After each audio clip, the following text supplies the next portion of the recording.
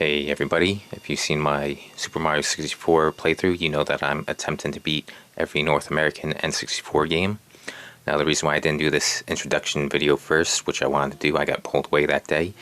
The reason why I wanted to play it on Christmas Eve, because that was the first year anniversary that I ever live streamed the game, which was Blue Stinger, Christmas Eve 2018. That's when the game takes place. I think I was the only one to ever do that.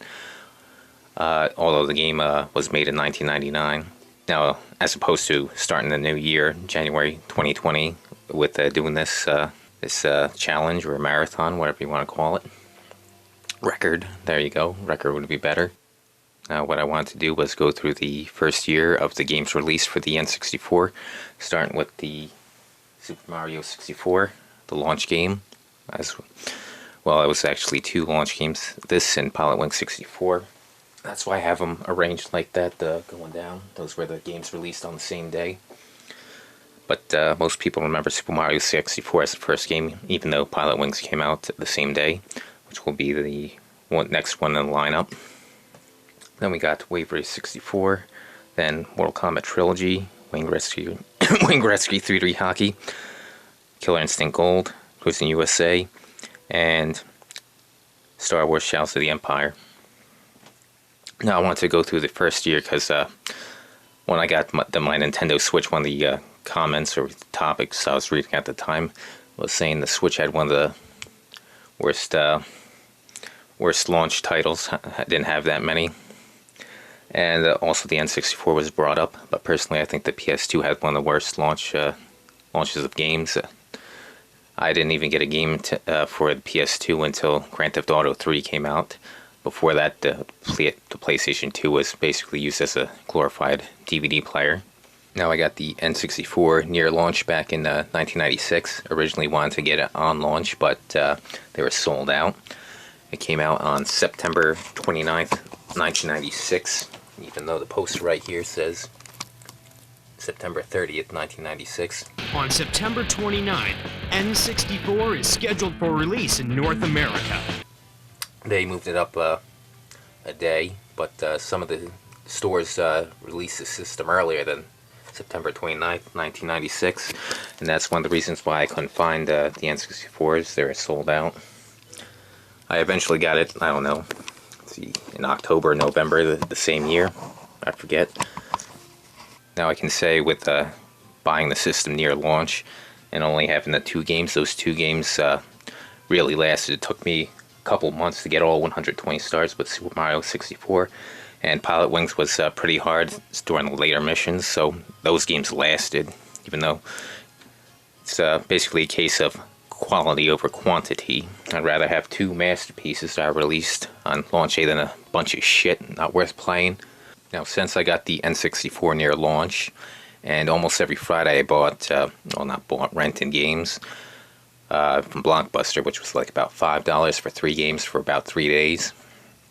Easy Video, back earlier in the 90s, it was 3 games, $3, 3 days.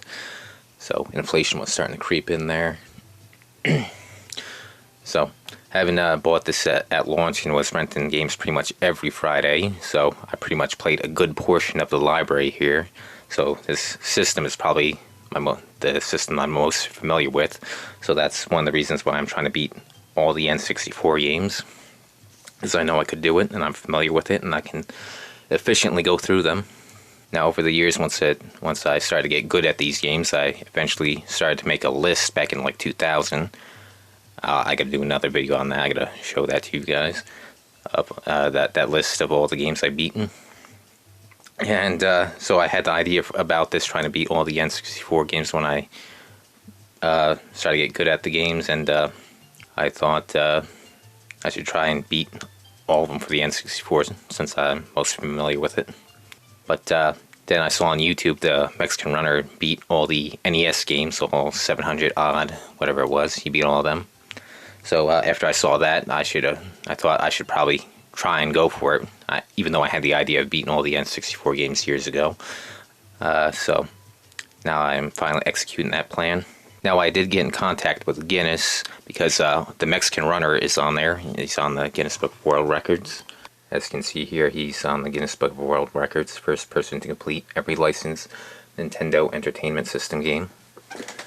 On 26 February 2017, Twitcher, the Mexican runner, aka, I'm not going to try and pronounce his name, finally completed a near 3-year quest to finish every licensed NES game ever released, a total of 714 titles in total. He spent 3,435 hours, 12 minutes, 24 seconds in play time. His website lists how long he spent on each game, because not all NES games have clear endings. He played some titles for sustained periods until he progressed no further. For example, he spent just over 91 hours on Miracle Piano Teaching System alone, a 1990 game that teaches players the piano. An active record. This record has been sourced from expert consultants and institutions, and we do not invite proactive applications. If you want to speak, blah blah blah. Basically, pay attention to that last part for a second. Now, as I told other people before, I did send in my application to Guinness to see before I attempted this. I don't want to waste my time, so I want to get their rules before attempting to do this. And here's the response. Thank you for sending us the details of your proposed record attempt for the first person to beat every licensed North American Nintendo 64 game. Unfortunately, after thorough reviewing your application with members of our research team, we are afraid that to say we cannot accept your proposal as a Guinness World Record title. We have looked into your proposal in detail, but as you yourself mentioned, it would be a first. A first is not necessarily in itself a record. Records have to be breakable, measurable, and comparable, e.g. tallest, fastest, heaviest, etc., and tend to have arisen as a result of a great deal of, usually, international interest and competition in kinds regards for more blah blah blah. And that's basically it. Now, as you can see how he got the record for first. See how there's contradiction here? First person to complete every licensed NES game, and how they didn't accept mine. Well, it's down here. That's probably how he got on. He got sourced by expert consultants and institutions. Basically, there was another video talking about this, how somebody else got the Guinness, and Guinness doesn't know jack shit about video games, so they have to take the word of somebody else, a video game company or something else. It wasn't until 1982 at the Consumer Electronics Show that Guinness officially recognized my record, which was later published in the 1986 Guinness Book of World Records. Before we fact-check this claim, it's worth noting that Todd's story of how Guinness came to know of the Dragster record has changed several times. In this article, he said it happened at the Consumer Electronics Show, but in other interviews, he has stated that Activision sent a Polaroid to Guinness, and other times he has stated that he doesn't even know how Guinness came to know of the record in the first place. In any case, the great thing about books is the fact that we can read them. So when someone makes a claim that they were published in a book, it's theoretically possible to check to see if it's true. Unfortunately, this does take a couple of minutes of research, which is something that journalists these days don't seem very interested in doing. Todd claims that he was in the 1986 Guinness Book of World Records. Spoiler alert, he isn't. Not only that, but the book says something very interesting about the nature of scores it recognized at that time. In the book, Guinness stated, "Highest score records are meaningless because of the tremendous variance between the games and cassettes available for play at home and in arcades. Each machine, each joystick setting, each environment is different, so that skill and endurance cannot be measured and compared with precision. Therefore, the only records worth publishing are those of contest winners. To ascertain what scores in video games are actually world records, competitions have been held under the auspices of Twin Galaxies, with Walter Day as coordinator." In order to verify video game scores, Guinness relied entirely on Twin Galaxies. The only records that were recognized by Twin Galaxies were those that were set in a live competition setting. Guinness would continue posting these video game world records for a couple more years in the 80s, before interest dried up and they were excluded entirely until many years later. Suffice to say, Rogers was never featured, or mentioned, in a single one of these books. A quick recap before we go deeper. Guinness accepted the record because of Twin Galaxies. Twin Galaxies accepted the record because of Activision and Guinness, which creates a causality loop that may destroy the entire universe. Activision recognized 2 other people as having set the record of 5.51 first, and would later state that the world record was 5.1. So basically, I'm still going to go through with it. As you can see, I just did the playthrough of Super Mario Super Mario 64. What I'm going to do is I'm going to try and go through the speedrun route. Since nobody beaten every N64 game, what I'm going to do is try to go for any percent, beat every N64 game, and hopefully I can get on Guinness that way, or maybe somebody like Nintendo or another big company, I can get the record for first person of completing every N64 game. That's what I'm going to attempt to do, even though I didn't get Guinness's go-ahead straight away. I wish I did get it, so there's a clear set of rules. Because as you know, with some of these games, they don't have a clear ending. And some of the arcade games where they have no ending, which we'll get to with the Midway and Namco compilation games here on the N64. Now, my rules, since we don't have anybody official saying the rules, that what I'm going to go for those games is go for the high score, whatever the default high score is. I'm going to beat those and count those as beating it, unless one of these big speedrunners or companies says otherwise. That's what I'm going to go for. Now, as you saw on my playthrough of Super Mario 64, that I put down the goals on the bottom. There was one goal is just to beat the game, which said 70 stars and beat third Bowser, and then there was a 100%, 120 stars and beat the third Bowser. Now, what I'm going to attempt to do is what the speedrunners call any percent, means just get to the end credits. Although I'm going to beat some games 100%, because I had done this before with Super Mario 64, so that's why I did it.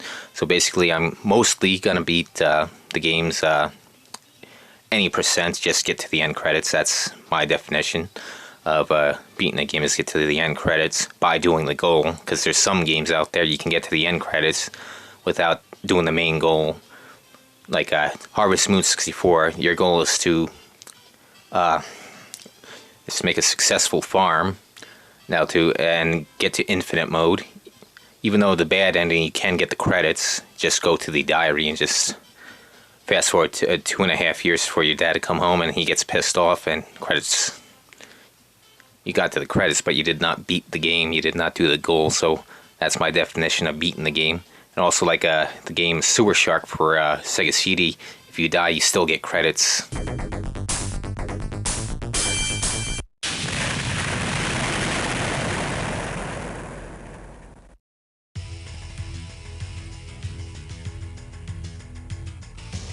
Even though you didn't do the goal of getting a 1 million tube steak and getting to the end goal. You're gonna owe me big dog meat. And what's my payback? 1 million pounds of tube steak. That's all you gotta deliver today, hot shot. Now, if you've been following speedrunning, you know that cheating is rampant. So I'm going to try and do everything possible to avoid cheating or proof that I didn't cheat by going stock with everything. Stock system, stock controllers, no turbos. So I'll show you the setup here. Gotta go around the fucking...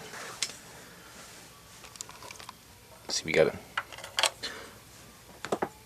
the jumper pack here. As you can see, 20 years ago, I took off that sticker that would be right here. You know, I might as well take it out.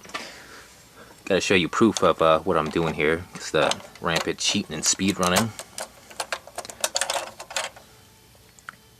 Got an OEM jumper pack, even though this is my original one got lost somewhere in the move. Or it could be here inside one of the buckets. I just can't find it. Yep, everything official. First party, no cheating here. Got the expansion pack. The reason why not just use the expansion pack, because some of the games it doesn't work for. Well, at one I know of, Space Station Silicon Valley, that if you don't play with the jumper pack, it freezes when using this. Had a pain in the ass trying to beat that game with just this. It freezes mostly at the start of the game. Some kind of bug or something using the expansion pack with it. And here, this I bought just for this challenge here. Stock OEM gold controller, because we're going for the gold here. Now all my old controllers have loose sticks. Now you can buy replacement sticks, but now the reason why I'm doing all stock and all OEM is to avoid any doubt that there's any cheating going on. So if there's any advantage with these, I don't want to use them. Although it feels the same as the OEM analog sticks, but you never know. I know on the Brawler controller it's a lot less sensitive, and that will definitely help you out. I know on the first-person shooters, whereas here these are very sensitive, especially when you need precision.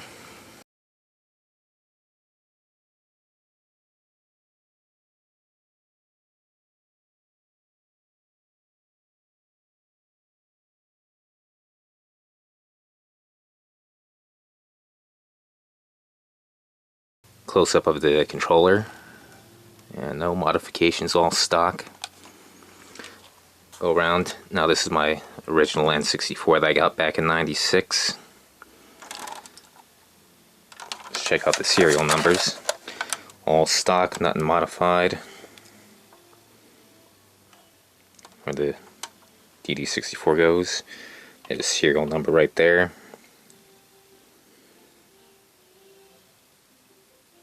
Serial numbers. Alright, now I'm going to show you the TV that I'm using here. I'm using the CRT TV.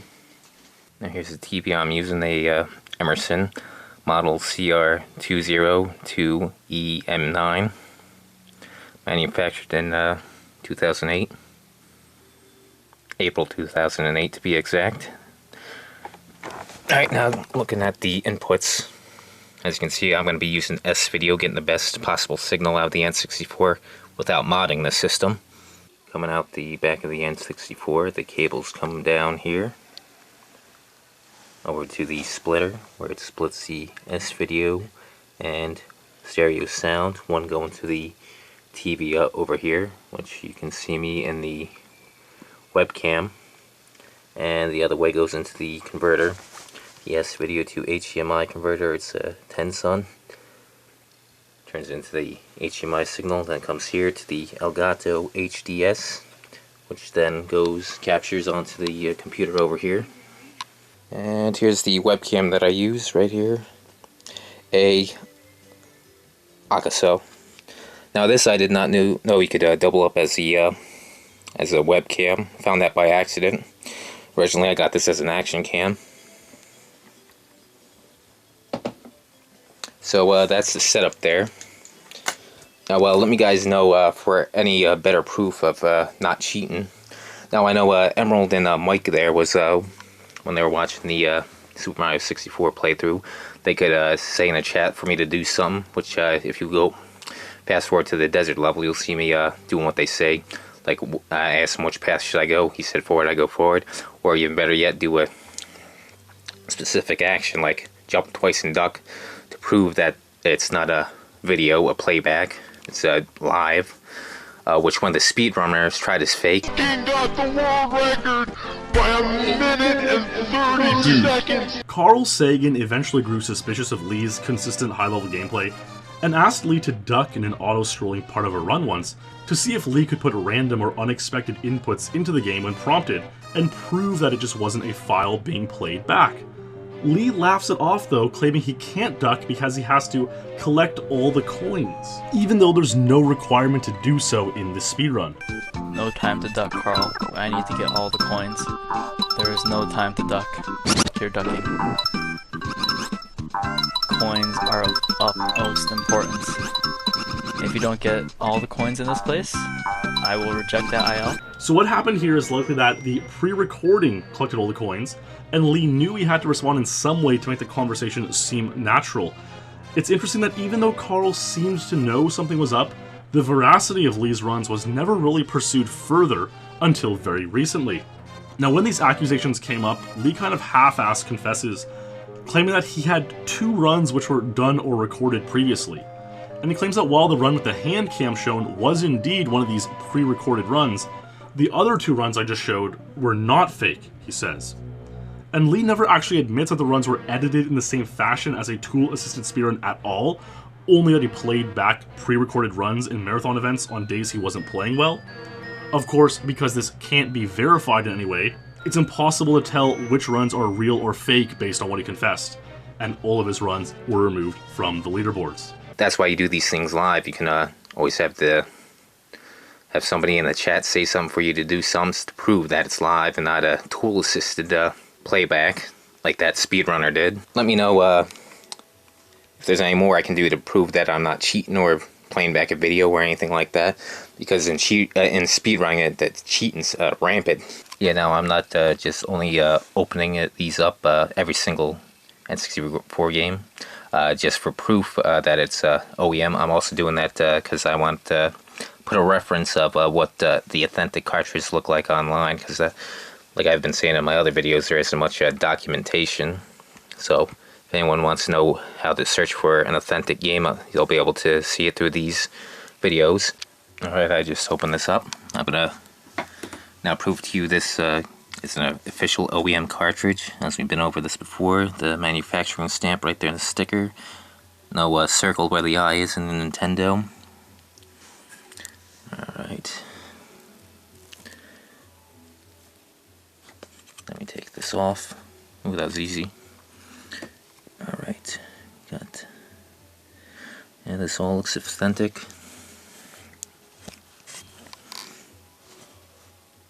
SMs. The initials right there, SM. Super Mario, it should be on the other side. Super Mario 64. SM. That's its serial number. Alright. Now I got this back in '96, I'm pretty sure it's not a counterfeit. There's the ink splotch. Alright, this is an authentic cartridge that I used on the live stream. So there's no cheating going on here. It's all OEM. Now I won't be using emulation, it's far too easy to cheat with emulators. So that's why I'm not using them, and I'm not using the EverDrives for the same reason. You can put in a ROM that somehow helps you subtly with advantages, because we all know about the ROM hacks that they can also do something to cheat. So that's why everything's OEM here. Original equipment manufacturer. There you go. Yep. So now, do I have all the N64 cartridges? No, I do not. But another reason why I'm trying to beat all the N64 games is because they're relatively cheap. I got, there's only 5 N64 games that I considered expensive. Well, what I consider expensive is anything over $100. I got one of them, and that's Bomberman 64 Second Assault. As you can see right here, I screen capped this top 30 expensive N64 games. Now, of course, price charting isn't that accurate. I'd only use it as a guideline, but from the auctions I've seen of these, Clay Fighters Sculptor Cut, the most expensive game, from the auctions that I've seen and did personally myself, around $400 seems to be accurate. Because remember, price charting also doesn't account for repros and fakes and knockoffs, so that might not give accurate pricings here. So only use price charting as a guideline. So that's the most expensive cartridge. That's the biggest hurdle to actually buy and beat all the N64 games. But now it's not affordable, but certainly attainable. The most expensive thing I got, the most expensive video game thing I got was the PS4 back in like 2008, 2009. I got that to play Metal Gear Solid 4. I got that for around $400, $500. I know it wasn't $600. That was what it originally went for. I remember there was a price drop, and that's why I got it. So it's either $400, $500, which is about the same or more than this cartridge here. So it's not affordable, but certainly attainable. Unlike the other expensive games to a particular system, like fucking the NES, the Nintendo World Championship Gold Card, that goes for like $20,000. I believe a Stadium Events is like $10,000, $20,000. So yeah, 400 is not looking so bad here. Or fucking Neo Geo with the Neo Turf Masters, that goes for $20,000. And that's why I'm not attempting to beat the whole entire library of Neo Geo or NES. Alright, now let's go down the list of the expensive ones. Then we got Super Bowling in second, which is $340. Stunt Racer, $210. Worms Armageddon, which is $150. And I already got Bomberman 64, the second attack, $128. I think I got mine for like $125, I believe. I gotta check that out. And then after the top fives, look how drastically the price goes down. Goes down to $65 for Conker's Bad Fur Day, which I have. So now, right here, we're going down to the level of what it costs for a brand new game nowadays. Real price drop here. There we go. The next game, Goemon's Great Adventure, only $59.99. Exactly the price of a new game today. So yeah, it's definitely attainable.